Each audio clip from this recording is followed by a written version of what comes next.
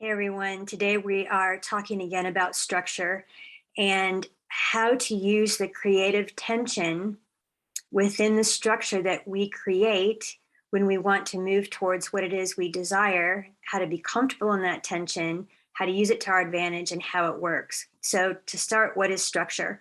Structure is a term that refers to a single thing with an arrangement of one or more parts working together.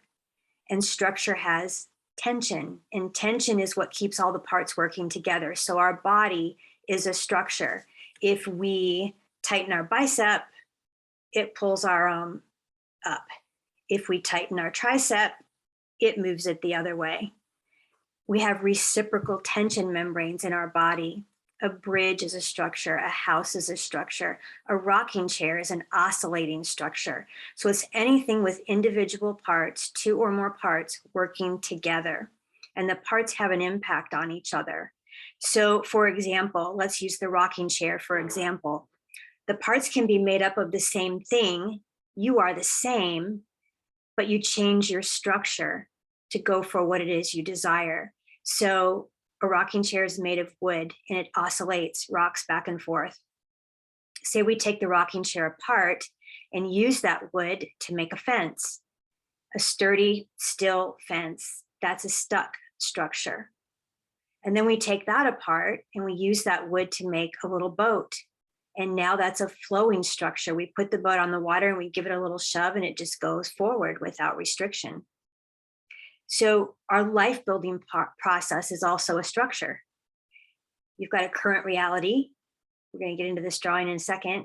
A desired reality, an identity, and an action to take. And that's the structure we're going to work in this program and that we're working in this program. So 3 types of structures, like I already mentioned: oscillating, which is where probably 95% of us live and operate, and stuck, and then flowing. And we're going to go into all of those today. So the structure is what we orient to, and what we focus on, we create. So I really want you to get this part, even though we haven't gone through the drawing yet. Really get this part. Nothing will change unless the underlying structure changes. If you are in a problem-solving structure and you think you need to fix yourself to have whatever it is you want, you probably won't get it, or maybe you will and it'll take a lot of effort and a lot of time and maybe the results won't be great. But if we get you into a creation structure, it just flows towards what you want. You almost can't help but get it. So here's the statement I want you to remember and write down, and it's in your notes if you have the notes.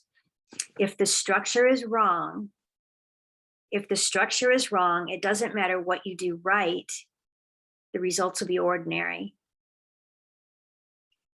If the structure is right, in other words, if you're in creation structure, it doesn't matter what you do wrong, the results will be great. And that comes from Robert Fritz. He wrote a couple of books on that have everything to do with structure, and I love his work. So imagine you're like a river, and you're the current flowing in the river, and a river is bound by the banks. That's the structure, and the river can only flow within that structure until something would happen that would change the banks or the route of that river, and then it's in a new structure.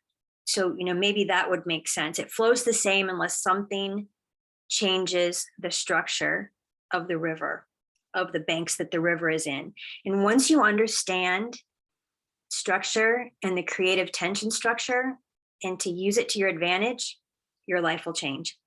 I promise you, your life will change. Okay, so let's go through this drawing. We've got a current reality and a desired reality. And as soon as we think the desired reality is better, that means we think this is worse. And this puts us in a problem-solving structure. You have to, so this identity doesn't equal this identity. In order for you to move over here, you have to be the same in both places. You have to feel the same, because none of this is going to change you. You will be the same. There's nothing for you to fix, and it's not personal, it's structure. So over here, say you're unsatisfied, frustrated, scarcity, lack, not enough, maybe ill health. And over here, you've got satisfied, happy, abundant, enough, healthy, but it doesn't change you. It'll just be different. How many wealthy people do you know that are unhappy? You know, money doesn't buy happiness, that old saying. Think of the lottery winners that say they wish they would have never won because the money wrecked their life. So you're not going to be better, it's going to be different. And we have to learn to be okay with this. And, you know, you might say, oh, Cindy, you haven't seen my bank account, or you haven't seen my diagnosis. You don't know. Well, you know what? I've probably been there.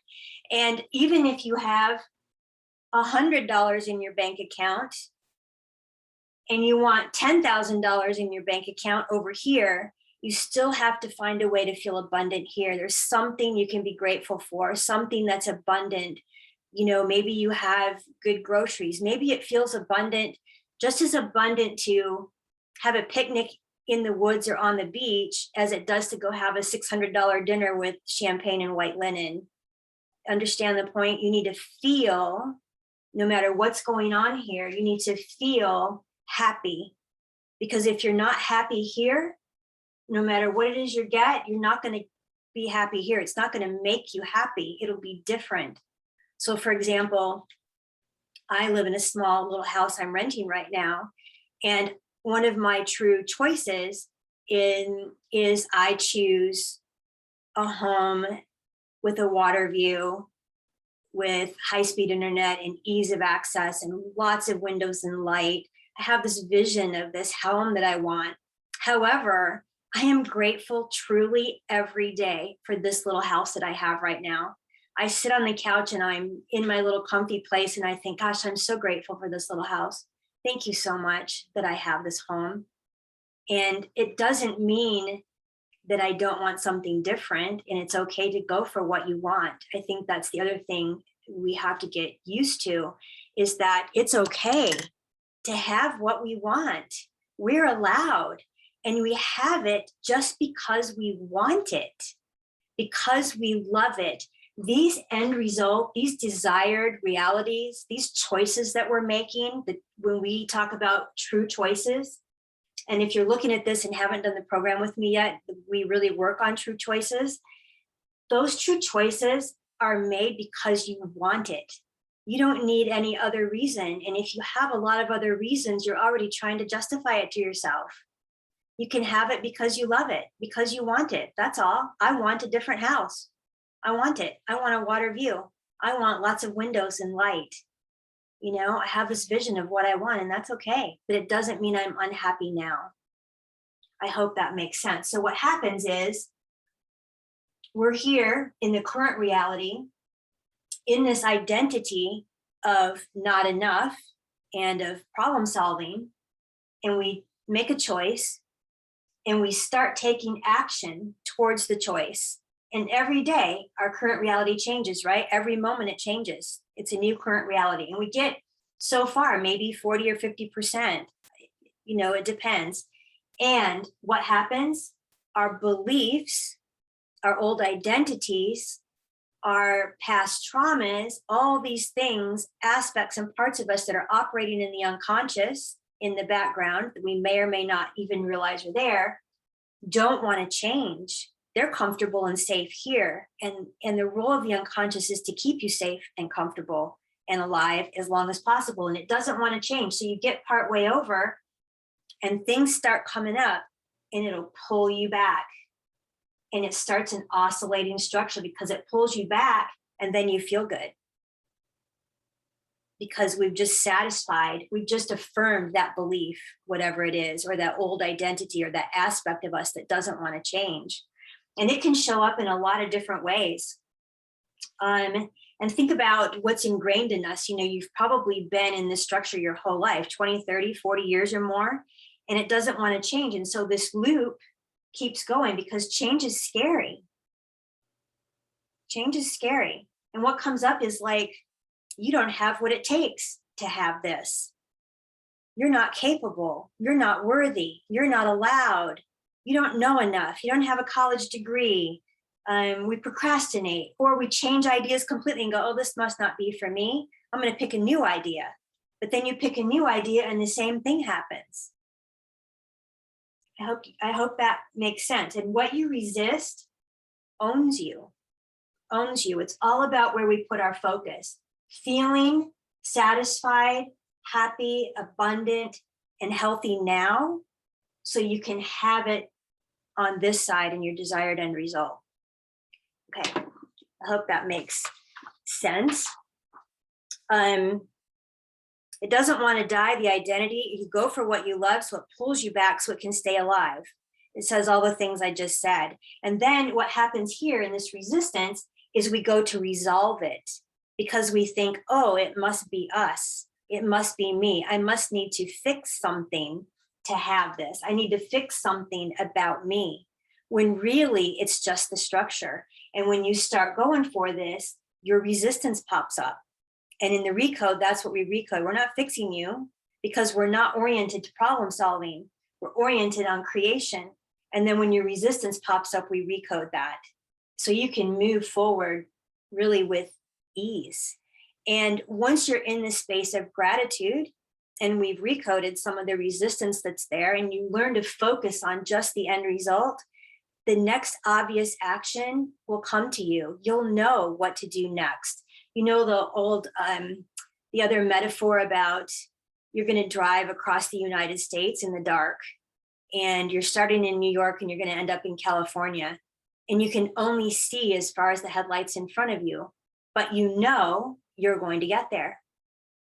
And maybe along the way, an accident blocks the road and you get delayed, or there's a storm, or a tree falls, or you get a flat tire. Little things will happen along the way, but you never lose focus of that end result. You know you're going to end up in California.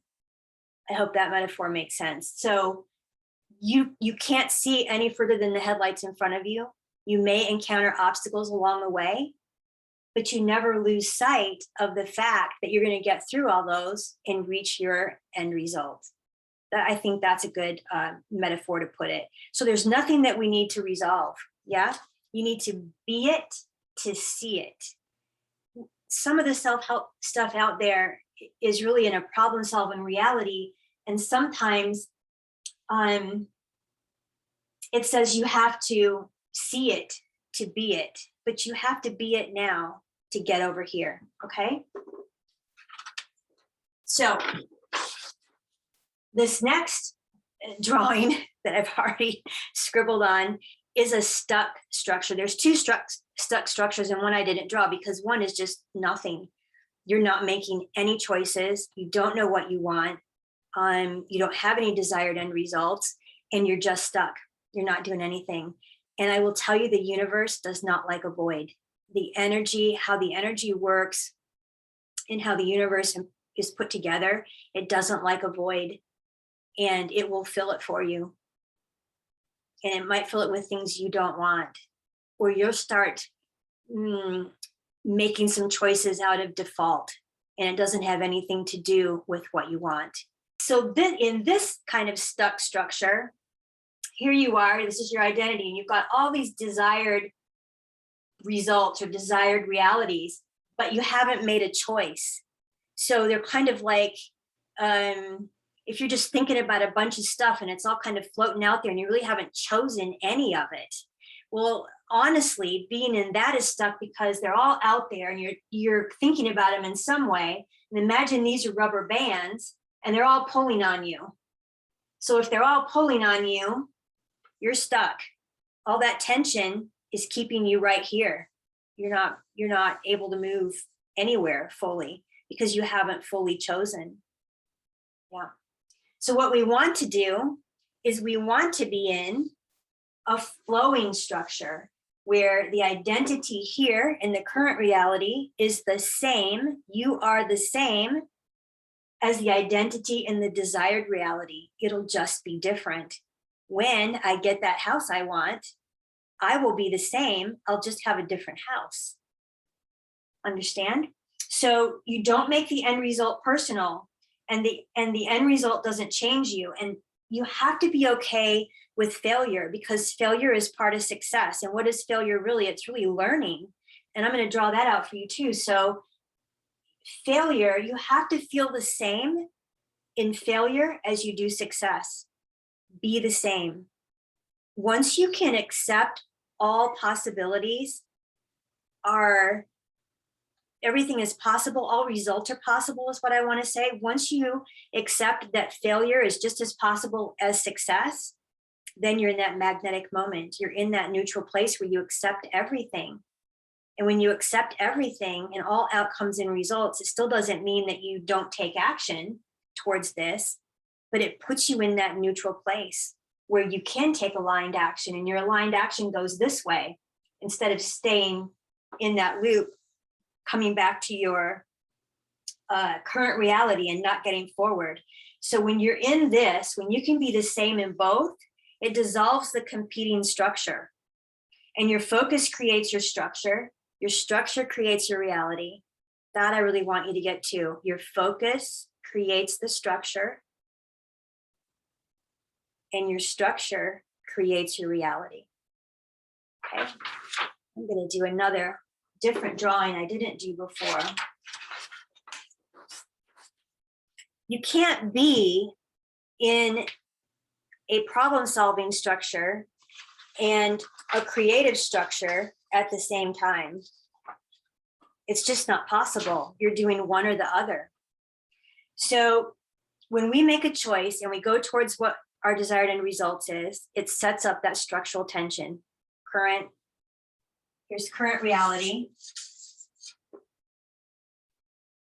Here's the structural tension and an action to take. Here's the desired reality. Yeah. In a problem-solving structure, PSYCHOLOGICAL, psychological tension. That's kind of funny, honestly. And then what that is our beliefs and our wounds. And if those of you are the ones that have the handouts, you've got this in a handout drawn way better than I just drew right here. So where is your focus? If your focus is here in those old beliefs and wounds, I'm not enough, I'm not capable, I don't know how to do it, I'm not allowed, I don't deserve it. You're in this structure, and you can't be in both. Your focus has to be here. Your focus has to be on this desired end result, and you have to feel the same. And then you start taking aligned actions. We recode any resistance that comes up. And as we do that, you still keep your focus on the desired end result, and you get here. You can't help but get here because the structural tension of whichever structure you're in is going to resolve. And it's going to resolve on the path of least resistance. So is this the path of least resistance because you're focused here? Or is this the path of least resistance because you're focused here? Yeah. So the tension has to resolve where we put our focus. We have an internal structural conflict that's based on a set of beliefs, and we think we don't have it in us to create the vision we desire. So many times we fall into stress, lack, or frustration in the present moment. And being in this tension can lead us to take actions that are not in alignment with our desired end result, because unconsciously we're trying to resolve these old beliefs and wounds. We're always creating. We're always creating. So where is your focus, and what are you creating? Here you focus on taking actions, and as soon as you do, you're met with self-doubt, imposter syndrome, fear of failure, worry of judgment, and so you go try to fix yourself. And if you're observing the problem and you're looking at what you don't want instead of what you do want, it creates a point of observation, and it actually creates more of the problem in your world, in your life. Yeah, I'm going to draw another oscillating structure. So here's another way to look at it. And these are a couple of easy ones. I'm going to pick, weight loss, dieting, yo-yo dieting, and money. So tension seeks resolution, the desired end result. So you're hungry.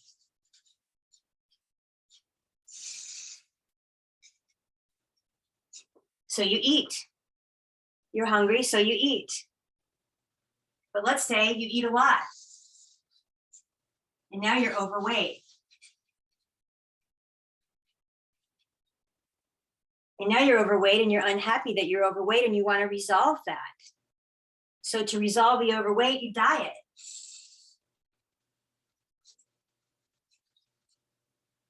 And then you're dieting and you don't feel satisfied and you feel hungry again. You know, you diet, this is the yo-yo thing. You diet for so long and you miss your food, or you can't stick with it, or you're really hungry because it's, you know, a diet that restricts your calories.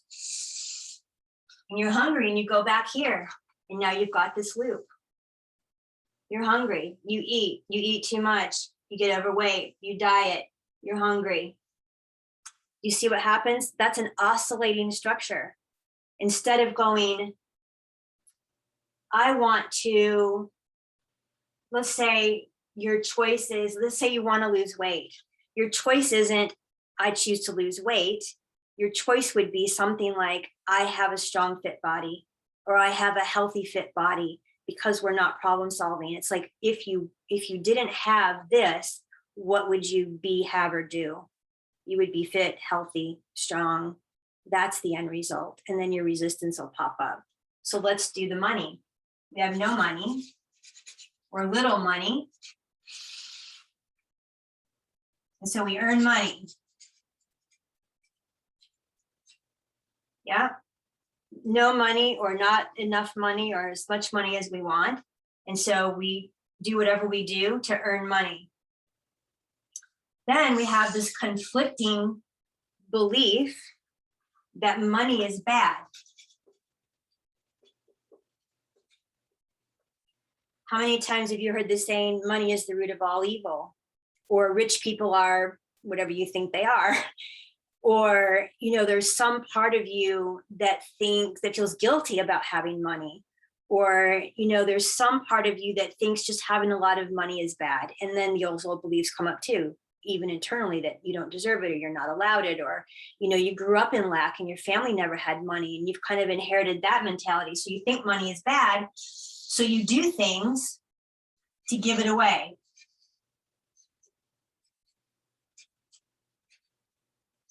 And I don't mean just give it away, like give it away to people, but things will happen so that you don't keep the money, so that you lose the money, you know.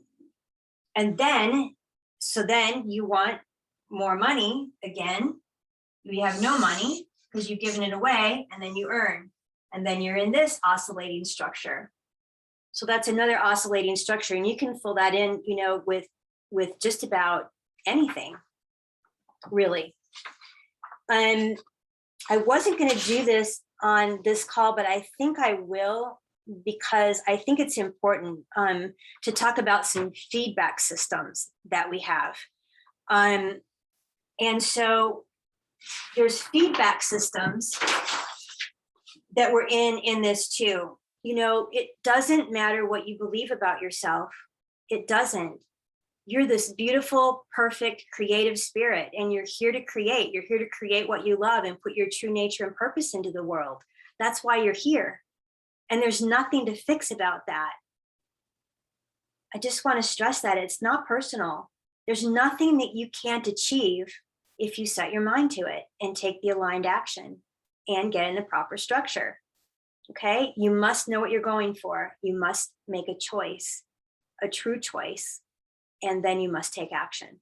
Yeah. So here's a feedback loop that isn't what we want, that isn't productive. So we have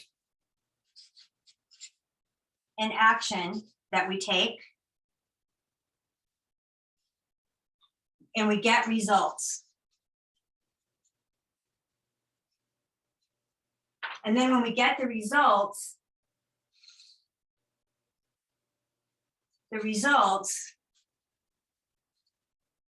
confirm our beliefs. And then we take more action based on our beliefs. So really, beliefs I didn't write that very big, did I? Beliefs don't belong there, because your belief helps form the experience, and the actual experience itself reinforces your beliefs. So it's tangible evidence to yourself, to your unconscious, that your beliefs are true, that your beliefs hold true. And this is this is when your beliefs create your reality, because you take an action based on your beliefs. Remember the other structure on this side where we had the psychological tension, and it was based on our beliefs and the actions we take there. And when we take those actions, it just reinforces our beliefs. And then we take more actions based on our beliefs. So this is a loop that we don't want. Here's a learning loop. Here's a good feedback loop. So let's say you've chosen your end result and you take action. Yeah. Then you get feedback.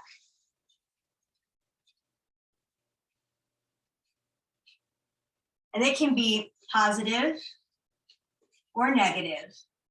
Good, bad, positive, negative, however you want to look at it. But you take an action and you get feedback from that. And then from that feedback, you learn. Even if it's negative, you're not a failure. You learned. You learned that you need to do something different, that didn't work, or it wasn't in alignment, or whatever it was. And then you learn, and that encourages you to take more action, to take a different action. So this is a positive feedback loop. This is a learning feedback loop. So if you didn't learn, you wouldn't be able to take the steps to take another action, and then you get more feedback. Yeah, I hope that makes sense. Yeah, and you could do this with, the workout thing or the weight thing again too. Like, let's say it's reinforcing. So let's say you work out and you get stronger, which increases your capacity to work out. So you work out more, and you work out and you get stronger, and it increases your capacity, and you work out. That's like a reinforcing loop. So I hope this is really helpful to all of you, and I look forward to our next call. Thank you for watching, and I really appreciate you all being here, and I will see you again soon.